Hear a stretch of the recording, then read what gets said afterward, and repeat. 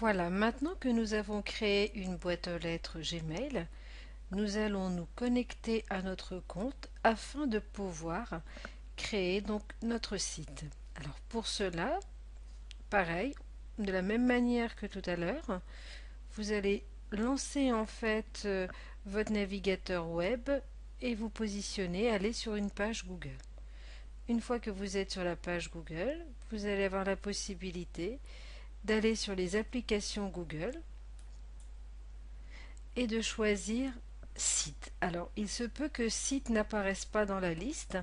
Dans ce cas-là, vous allez sur autres résultats Google.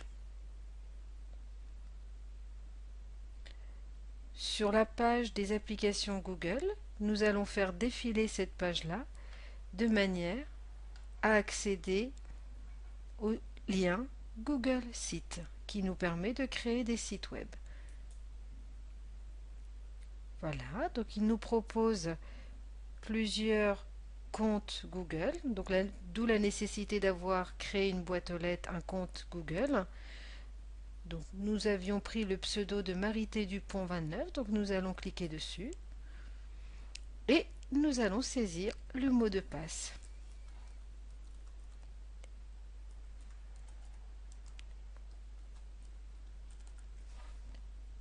D'où l'importance effectivement de bien mémoriser ou de noter ce mot de passe car on en aura besoin pour chacune des connexions.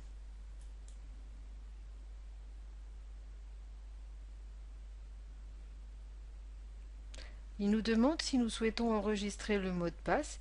S'il s'agit de votre ordinateur perso, oui.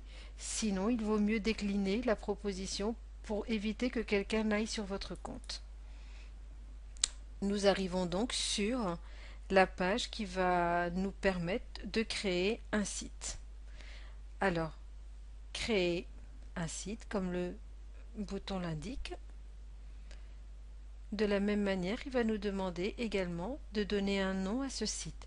Nous allons l'appeler site de formation test. Si jamais le site existe, il nous redemandera un autre nom. Ensuite, nous allons indiquer à Google que nous ne sommes pas un robot.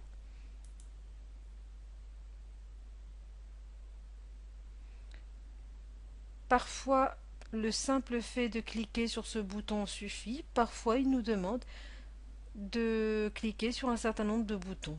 Ici, il s'agit de cliquer sur toutes les images montrant du pain. Donc celle-ci et celle-ci. Valider. La réponse était correcte. Pour terminer, il ne reste plus qu'à cliquer sur le bouton Créer.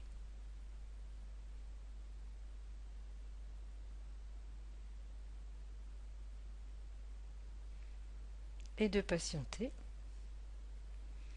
Voilà, le site a été créé.